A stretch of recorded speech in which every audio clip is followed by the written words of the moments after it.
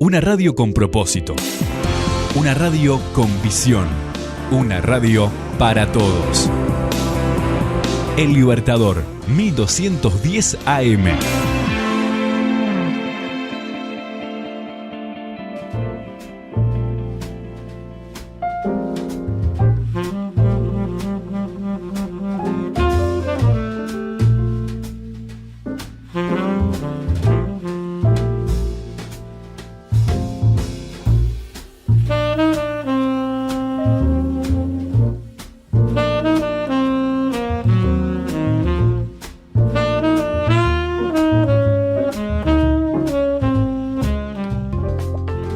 El rol de los padres en la educación sexual de sus hijos, del médico y sexólogo Jorge Patpatian.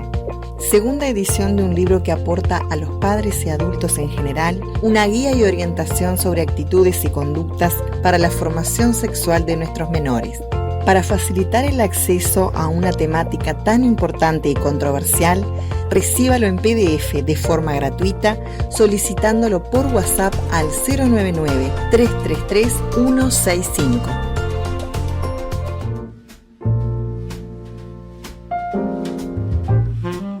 Continuamos en punto de partida aquí por la 1210 Radio Libertador y a través de nuestras redes sociales también en Facebook, Twitter, también Instagram y por supuesto YouTube, donde estamos colgando las distintas columnas y entrevistas, y también nos podés escuchar en el www.ellibertador.com.uy desde Vergara para el mundo.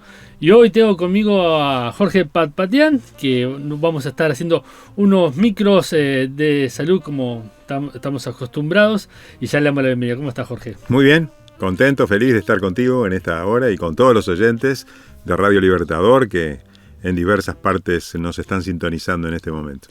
Bueno, y hoy para hablar sobre un tema muy importante, que es el rol de los padres en la educación sexual de sus hijos. Aquí está la tapa, lo mostramos ahí en cámara para los que nos están mirando. Y bueno, vamos a tratar este tema. ¿Por dónde arrancamos, Jorge? Bueno, este libro nace hace algunos años con el propósito y el objetivo de poder ayudar a los padres acerca de un tema tan candente, tan actual, como es la educación sexual. La educación sexual que ha atravesado diferentes etapas a lo largo de la historia. Si nosotros pensamos, por ejemplo, en mi edad, cuando íbamos al liceo, cuando recibíamos las primeras charlas de educación sexual, hacía referencia particularmente a todo lo que tiene que ver con el aparato genital femenino, masculino, cómo están los órganos de la reproducción. Pero bueno, en mi tiempo había muchos paros y huelgas, estábamos en un tiempo muy, muy difícil en el contexto nacional, y nunca llegábamos a las últimas, a los últimos capítulos de la materia, y prácticamente en el liceo esto ni se daba. Todo el aparato reproductor era lo último que se daba en biología, ¿verdad? En el año lectivo, y eso hacía que muchas veces no se llegara a cumplir con el programa y por lo tanto hablar de estos temas. A partir de la década de los 80, Carlos, hubo un boom aquí en el mundo prácticamente con el advenimiento del SIDA, en el que, nos dimos cuenta que la sexualidad juega un rol muy importante, no solamente para el placer, para la satisfacción, para la reproducción, sino que también ejerce una influencia notable en la salud de las personas. Tanto es así que a través de las conductas sexuales podemos tener enfermedades e infecciones de transmisión sexual. Por otro lado, también el aumento de embarazos adolescentes hizo abrir los ojos, particularmente a los que hacían docencia, a los que estaban responsables en las autoridades ministeriales del Ministerio de Salud Pública, y se comenzó a hablar de una manera con un objetivo de prevenir enfermedades de transmisión sexual y embarazos adolescentes. Por eso se pregonizó mucho el uso de preservativos, el uso de cuidarse, de no tener relaciones sexuales sin seguridad, con el objetivo de prevenir embarazos y prevenir infecciones de transmisión sexual. En estos últimos años, la educación sexual ha cambiado. Ha cambiado notablemente, porque hoy el énfasis no es tanto desde el punto de vista de conocer la anatomía o fisiología, cómo funciona cada órgano sexual, no es tampoco prevenir tanto las enfermedades de transmisión sexual, sino un poco hoy estamos siendo testigos de una de una forma de transmisión sexual que se pasa y se transmite de generación en generación, hoy con una influencia social muy importante, pero que desde el punto de vista ideológico tiene un rol muy importante, porque hoy se habla mucho de temas relacionados con la diversidad, con la perspectiva de género, y el énfasis en la educación sexual está basada en esto. Por lo tanto, como esto es ideológico, en estos últimos años nosotros hemos visto la necesidad de poder impartirle a los padres una posibilidad de poder pensar, reflexionar acerca de cómo los padres deben intervenir en la educación sexual de sus hijos. No dejándolo esto simplemente a la educación formal, ya sea en la escuela o en el liceo o en secundaria, sino que también los padres tengamos un rol protagónico en la enseñanza de la educación sexual. Y es por eso que surge este libro, para ver cuáles son algunas consideraciones que los padres debemos tener en cuenta para poder encarar este tema con total naturalidad. Sí, hay un poco de tabú, ¿no?, en eso de que los padres tengan que enseñarle, educación sexual a los hijos, ¿no? Los tiempos han cambiado, pero siempre los padres son un poco reacios también. Sí, sin lugar a dudas, porque los padres sabremos mucho en prácticas sexuales, pero no sabemos a la hora de encarar el tema cuando los chicos hacen preguntas, cuando tenemos actitudes, sentimientos, conductas que muchas veces van en contra de la educación sexual de nuestros hijos, porque el primer lugar donde aprenden nuestros hijos acerca de lo que es el sexo es en la casa. ¿De dónde aprendo yo cómo se comporta un hombre? Lo aprendí de mi padre. ¿De dónde aprendo yo lo que es una mujer? Lo aprendí de mi madre. ¿Por qué? Porque de acuerdo a la actitud, a los sentimientos que ella tenga y me transmita, y de acuerdo al vínculo que hayan tenido entre papá y mamá, eso va a repercutir grandemente, va a marcar como cemento blando en mi vida, para que después yo reproduzca ese modelo y lo viva dentro de mi recinto familiar, con mi pareja, con mis hijos. Entonces es importante que nosotros los padres podamos aprender. Nadie nos enseñó a poder vivir una sexualidad saludable. Muchos hemos aprendido a golpes, muchos hemos aprendido de la inexperiencia, y tener experiencias sexuales muchas veces, cuando son negativas, son más perjudiciales que no tenerlas. Y esas experiencias sexuales nos marcan para que nosotros después transmitamos los mismos conceptos a nuestros hijos, y los errores se transmitan de generación en generación. Por eso es importante hoy que tomemos un protagonismo, ¿verdad?, en la educación sexual de nuestros hijos. ¿Y cuándo se debe tomar ese protagonismo? Siempre, desde el vamos, Carlos, desde el vamos. Desde el momento que la mujer está embarazada, y desde el momento que conoce el sexo de su hijo, desde el momento que acepta su embarazo, acepta el sexo de su hijo, hay un vínculo en el cual hay sostenimiento en la pareja, del embarazo que está transitando durante 9 meses. Allí ya estamos haciendo educación sexual, porque un hijo rechazado, un hijo que no se quiere, un hijo que no se desea, ya viene marcado en el mundo. Y esa actitud de los padres, aún antes del nacimiento, influye sobre la vida de nuestros hijos. Por eso, desde el vamos es importante. Ahora, por supuesto, cuando el niño nace, cuando una niña nace, allí hay algunos elementos, ¿verdad?, que tenemos que tener en cuenta, por supuesto. Y también hay objetivos en la educación sexual, hay mitos, hay muchos mitos en la educación sexual que tenemos que reconocer que los tenemos y que muchas veces impiden que podamos tener una sexualidad docente saludable, ¿verdad? Volviendo un poquito al libro, ¿cuándo se te ocurre escribir el libro? Bueno. ¿Cuál fue la inquietud?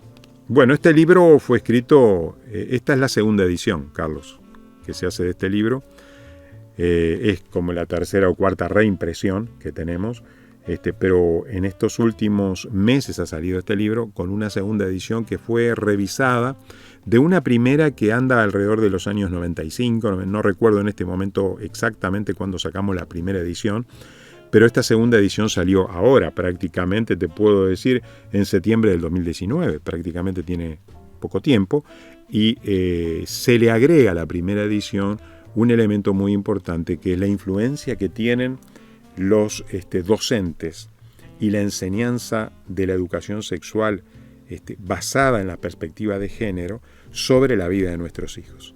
Entonces hacemos un análisis no solamente de la importancia que tiene la educación sexual por parte de los padres, sino que la importancia que también tiene la educación sexual transmitida a nivel docente y cuáles son las bases ideológicas que hoy encontramos en una forma de educación sexual que puede o no estar de acuerdo con nuestros principios, con nuestras ideologías. ¿Por qué? Esto es importante, este concepto, Carlos, que yo quiero que los oyentes y los televidentes puedan tener en claro, ¿verdad? Cuando nosotros hablamos, por ejemplo, de matemáticas, y estamos enseñando matemáticas, 2 más 2 es 4 en cualquier parte del mundo. No importa si es en Japón, en Grecia, en China, no importa si es en Montevideo, en Vergara, no importa quién lo dé, no importa quién lo dé. El docente, la ideología del docente, no importa. El docente va a ponerse en la clase, va a mirar el pizarrón, va a escribir que 2 más 2 es 4. ¿Qué pasa en materia de sexualidad? Bueno, en materia de sexualidad, 2 más 2, ¿cuánto es? Depende del maestro. Depende del docente que transmita concepto de educación sexual. 2 más 2 pueden ser 2, 2 más 2 pueden ser 4, 2 más 2 pueden ser 3, 2 más 2 pueden ser 0. ¿Por qué? Porque no es matemática, no es una ciencia exacta. Detrás de una enseñanza sexual siempre hay una ideología detrás. Siempre hay una ideología detrás. Entonces esto es como historia. Nosotros interpretamos la historia de acuerdo a la ideología que tenemos. Si tú enseñas historia desde el punto de vista de, por ejemplo, de la historia contemporánea en el Uruguay, y tenés que hablar de la época de la dictadura, evidentemente que el docente que va a hablar de este tema va a tener una impronta ideológica que va a interpretar la historia de acuerdo a su sesgo ideológico. Pero si nosotros nos enfrentamos frente a otro docente que tiene una ideología totalmente diferente a la mía o a la tuya, va a interpretar la historia contemporánea de una manera diferente. Exactamente igual ocurre en temas de sexualidad. Por eso... Pero eso en cuanto a la educación. En cuanto a la educación... ¿Biológicamente? Bueno, biológicamente también. También. ¿Por qué? Porque podemos interpretar la biología de acuerdo a la ideología. Hoy la biología tiene una actitud genuflexa frente a la ideología. Es decir, todos los conceptos biológicos que parecen inamovibles, que parecen razonables, que parecen objetivos, que no parecen ponerse en tela de discusión, hoy lo estamos poniendo en tela de discusión. ¿Por qué? Porque detrás de esto hay una ideología que interpreta la biología y que incluso a la hora de elegir entre la ideología y la biología, muchos eligen la ideología y dicen, la biología es la que está equivocada. Y puedo citar ejemplos para decirte que muchas veces el cuerpo está equivocado y que lo importante es lo que yo siento, lo que yo percibo, lo que yo creo, lo que yo entiendo, dejando de lado toda la objetividad científica, natural. Entonces, hasta la biología está siendo influenciada hoy por temas que son estrictamente de orden ideológico. Ahora, esto es importante para los padres, es muy importante. ¿Por qué? Porque es posible que mi ideología sea diferente, sea contraria a la que está enseñando un docente en materia de educación sexual hoy. Entonces, por eso me parece importante la tercera parte de esta publicación, que nos habla acerca de cuáles son los objetivos de una educación sexual hoy en el sistema educativo, ¿verdad? Basada básicamente en la perspectiva de género. Entonces analizamos la perspectiva de género de una manera objetiva, qué cosas nos parecen adecuadas, qué cosas nos parecen reflexivas y criticables, y de acuerdo al concepto que cada uno tenga de sexualidad, de actitudes, sentimientos y conductas sexuales, es lo que va a enseñar entonces y lo que tiene que cotejar a ver si lo que el docente enseña está acorde con mis principios. Por eso es importante que nosotros los padres tengamos una actitud crítica, reflexiva y protagónica frente a ese rol que nos compete a nosotros, porque hasta la Constitución de la República nos mandata la responsabilidad que tenemos los padres en la educación sexual de nuestros hijos. Bueno, eso te iba a decir que legalmente el padre es el que toma la decisión en cuanto a la educación. Por supuesto, así debe ser. Así debe ser. Entonces un padre tiene que estar informado de qué le están enseñando a sus hijos en la escuela. Exacto. Y si esa información es acorde con sus principios. Es importante que el niño aprenda todos los principios y toda la psicología. Es importante, porque no lo estamos educando en una bolita de cristal, en un ambiente hiperbárico de oxígeno donde no hay ningún microbio. No, por el contrario, lo estamos educando para un mundo. Y el objetivo de la educación sexual y de la educación en general es preparar a ese niño para que sea un adulto maduro, responsable, que pueda enfrentar una sociedad, que pueda asumir su rol dentro de la sociedad, y por eso no lo podemos cobijar simplemente y taparle, negarle y ponerle la cabeza como el avestruz, que esconda la cabeza y que diga que no pasa nada.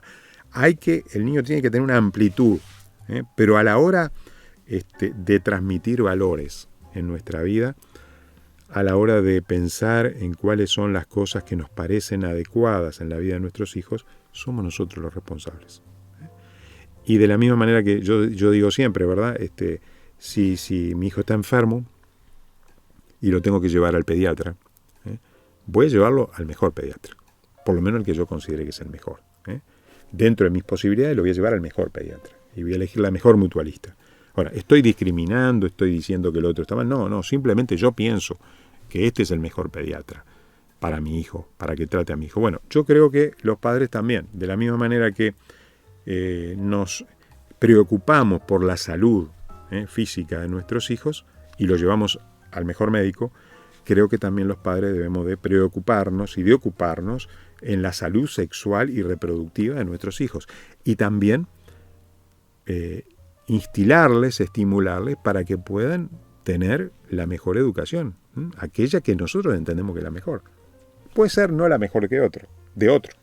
Para otros puede ser otro tipo de educación que tenemos que respetar, porque estamos viviendo en una sociedad diversa, en una sociedad pluralista, en una sociedad democrática, donde las libertades se ostentan y se tienen, y estamos viviendo en una sociedad donde tenemos la libertad de pensar de una manera más adecuada de acuerdo a nuestros principios. Y es eso lo que tenemos que transmitir. Y dentro del rol de los padres tienen que estar de acuerdo también, ¿no? Eso es verdad, sí, tienen que estar de acuerdo. Los padres tienen que ponerse de acuerdo para enseñar este tipo de situaciones.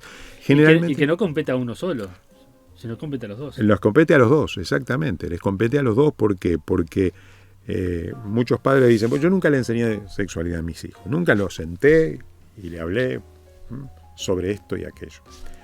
Pero no es necesario sentarse y hablar. Las actitudes, la manera en cómo yo me siento, la manera en cómo trato a mi esposa, la manera, ¿qué soy? El mandamás, el sargento de caballería, donde aquí mando yo, donde tengo el poder y la fuerza, y mi esposa simplemente es un objeto de posesión. Bueno, si yo le enseño así, seguramente voy a instilarle a mi hijo una actitud machista. Una actitud machista que le va a hacer mal a él, que le va a hacer mal a su esposa, a su pareja, que le va a hacer mal a la sociedad. Y esa forma nadie la enseñó verbalmente, pero el niño la vivió, la internalizó en su propia vida y dice, los hombres son así. Y la niña va a crecer con un concepto en que la mujer está subyugada, es esclava, está al servicio del hombre, que cuando el hombre da un golpe de timón, cuando el hombre grita, la mujer tiene que callar, tiene que aceptar todo lo que él dice, y va aprendiendo una manera inadecuada de sexualidad, porque justamente todo esto son conceptos sexuales. Si vemos el concepto de sexualidad, ¿qué significa la sexualidad? Es justamente, etimológicamente, sexo significa dividir y separar, y alude justamente a las características biológicas, sobre todo, que distinguen el macho de la hembra. Pero si vamos al concepto salimos del concepto de sexo y nos vamos al concepto de sexualidad, es mucho más amplio, no solamente físico, psicológico, social, espiritual. Es decir, tenemos diferencias que dentro de la pareja se viven y se conviven y los hijos aprenden estas actitudes. Por eso, aunque no hablemos, siempre vamos a hacer docencia en materia de educación sexual. Y bueno, también tiene que ver mucho también en cuanto a madres solteras. O sea que ahí también pueden haber dificultades a la hora de enseñarse. Bueno, evidentemente que los roles, digo. Claro, evidentemente que todo niño necesita la figura paterna y materna. Yo no me cabe ninguna duda. Hay un libro muy interesante que se llama Informe no es igual. Es un libro español donde estudia los niños nacidos por parte de parejas homosexuales, por ejemplo, por parejas del mismo sexo. Entonces hace un estudio, es interesante porque objetivamente hace un estudio de las diferencias que pueden ocurrir en el desarrollo sexual, en el desarrollo educativo, en el desarrollo madurativo de niños formados por parejas heterosexuales y niños formados por parejas homosexuales. Esto es un ejemplo nada más, pero quiero decir algo interesante que la especie humana tiene, y es un poder de resiliencia enorme. Ese poder de resistir. La resiliencia es un concepto interesante, ¿verdad?, que en estos últimos años se han citado en infinidad de veces, y este es un concepto de la física que viene y hace referencia justamente al efecto que produce el calor en los metales. El calor en los metales dilata el metal, y en las bajas temperaturas el metal se contrae.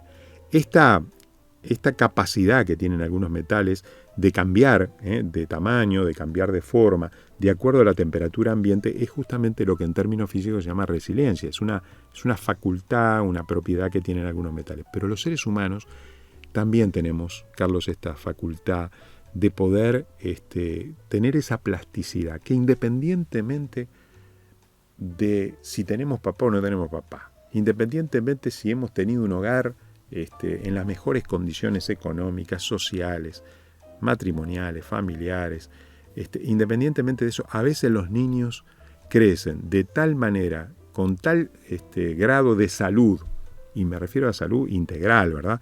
No solamente física, sino también psicológica, social, sexual, que uno dice, ¿cómo de este medio ambiente ha surgido una persona tan capaz, tan talentosa, con tanta salud, con tantas virtudes en su vida? Bueno, porque tenemos ese factor de resiliencia. Así que uno no podría decir que en diferentes situaciones que aparentemente son deficitarias, ¿cómo ser una madre soltera? Porque no podemos negar que hay un déficit. Ahí está el padre. La madre tiene que tener un rol muy importante en ser padre y ser madre a la vez. Tiene la responsabilidad del hogar, tiene la responsabilidad económica, tiene la responsabilidad sobre sus hijos, y lamentablemente cuánto hay de esto, pero a pesar de eso puede haber esperanza para muchos niños, y esperanza en todo tipo, ¿verdad? Yo creo en la esperanza y creo también en ese factor de resiliencia, y para aquellos que somos cristianos sabemos muy bien de que hay una esperanza que va más allá de las facultades humanas y visibles. Hay algo mucho más trascendente que el ser humano tiene, que puede sacar de sí, que puede desarrollar de sí, que puede darle una fuerza vital en su vida, que puede ser una persona íntegra, una persona sana, una persona con esperanza, ¿verdad? Bueno, la verdad que hay mucho para hablar sobre este tema. Bueno, Jorge, dejamos por aquí esta primera entrega y nos reencontramos en el próximo programa, ¿te parece? Un gusto, gracias.